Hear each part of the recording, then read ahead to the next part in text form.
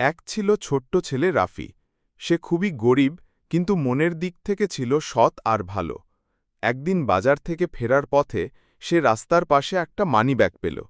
ব্যাগটা খুলে দেখল ভেতরে অনেক টাকা আর কিছু কাগজপত্র। তার বন্ধুরা বলল, রাফি, টাকা রেখে দে, আমাদের নতুন জামাকাপড় কেনা যাবে। কিন্তু রাফির মন কিছুতেই সায় দিল না। সে ভাবল, এই মানিব্যাগ কার না কার খুব প্রয়োজন, হারিয়ে নিশ্চয়ই সে কষ্ট পাচ্ছে। রাফি ঠিক করল মানিব্যাগের মালিককে খুঁজবে। কাগজপত্র দেখে সে বুঝতে পারল মানিব্যাগটা গ্রামের প্রধানের। সে ছুটে গেল প্রধানের বাড়িতে।